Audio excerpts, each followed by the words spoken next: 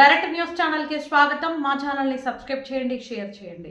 సూర్యాపేట జిల్లా గరిడేపల్లి మండలం రాయనీగూడెం గ్రామం ఇనామసు కాంగ్రెస్ సర్పంచ్ గా గుండు రామంజీ గౌడ్ రాయనీగూడెం గ్రామ ప్రజలు నాపై నమ్మకం ఉంచి ఏకగ్రీవంగా కాంగ్రెస్ సర్పంచ్ గా ఎన్నుకున్నందుకు ప్రజలకు ప్రత్యేక ధన్యవాదాలు తెలిపారు। కాంగ్రెస్ ప్రభుత్వం ప్రజలకు ఇచ్చిన హామీ అన్ని ప్రభుత్వ పథకాలను మంత్రివర్యులు ఉత్తమ్ కుమార్ రెడ్డి సహకారంతో గ్రామ అభివృద్ధికి కృషి చేస్తానని తెలిపారు।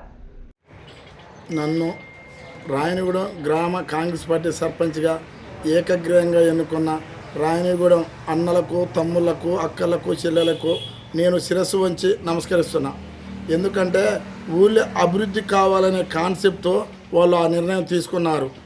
ఇంకొకటి, ఈరోజు ఒక 10-15 సంవత్సరాల సంది ఊళ్ళో సీసీ రోడ్లు కానీ, ప్లస్ పోతే సీఎంఆర్ఎఫ్ చెక్కులు కానీ, ఎల్ఓసీలు కానీ ఎవరు ఏది చేశారు అనేది ఊళ్ళో జనాలు తెలుసుకొని ఒక అభివృద్ధి చేసేవాడైతే ఊరు బాగుపడుద్ది అన్న కాన్సెప్ట్తో నన్ను ఎన్నుకోవడం జరిగింది। కులాలకు, మతాలకు, పార్టీలకు అతీతంగా బీఆర్ఎస్ వాళ్ళు అయితేంది, సిపిఎం వాళ్ళు అయితేంది, టీడీపీ వాళ్ళు అయితేంది, బీజేపీ వాళ్ళు అందరూ మూకుముడిగా అందరి సహాయ సహకారాలతో నన్ను ఏకగ్రీవంగా ఎన్నుకోవడం జరిగింది।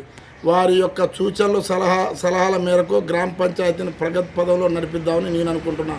అలాగనే ఏ ఒక్క విషయం నా దృష్టికి వచ్చినా లంచం లేని ప్రజాపాలన చేయాలనే కాన్సెప్ట్తో నేనైతే ముందుకెళ్దామని అనుకున్నా।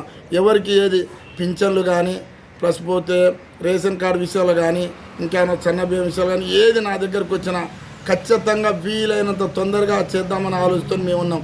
ఎందుకంటే గతంలో మా నాన్న కూడా 2-3 సార్లు పోటీ చేసిండు, కాకపోతే గెలవలేకపోయిండు। ఆయన యొక్క ఆశయ సాధన కోసం నేను ఖచ్చితంగా రాజకీయాల్లోకి వచ్చిన సర్పంచ్ చేయాలని కాన్సెప్ట్తో చేసిన।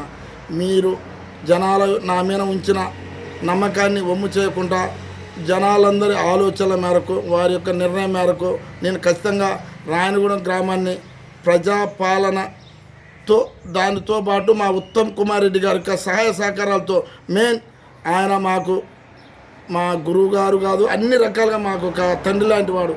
ఆయన యొక్క సహాయ సహకారంతో నేను నా రాయనీగూడెం గ్రామాన్ని ఖచ్చితంగా అభివృద్ధి చేస్తానని మా ఊరు జనాలకు అది ఒక్కటి చెప్తున్నా।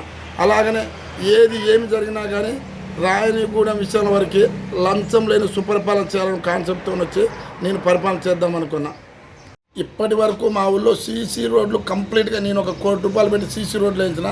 సీసీ రోడ్డు అయితే కంప్లీట్గానే కొంత డ్రైనేజీ సమస్య ఉంది, డ్రైనేజీ మంత్రి గారి దృష్టికి తీసుకెళ్ళినా నన్ను ఊళ్ళో రాయనీగూడెం వాళ్ళు ఏమడిగారంటే రామాలయం కట్టేయాలన్నారు।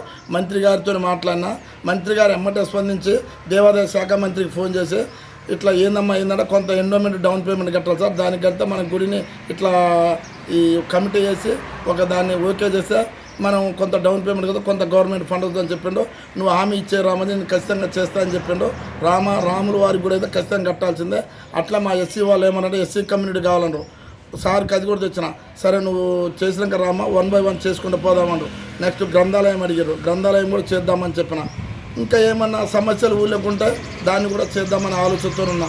ఊళ్ళో ఏ సమస్య వచ్చినా కానీ అతి తొందరగా స్పందించి దాన్ని సమస్యను పరిష్కారం చేద్దామని ఆలోచిస్తున్నాం।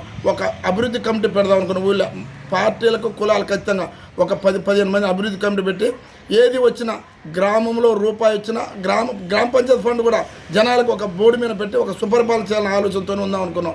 ఏంటంటే అసలు ముందు ఇంత ఫండ్ స్టేట్ ఫండ్ ఎంత వచ్చింది, సెంట్రల్ ఫండ్ ఎంత వచ్చింది, దాని ప్రకారం విలేజ్లో ఏం చేద్దాం వాళ్ళ నిర్ణయం ప్రకారమే నేను పరిపాలన చేద్దామని ఆలోచనతో ఉన్నా।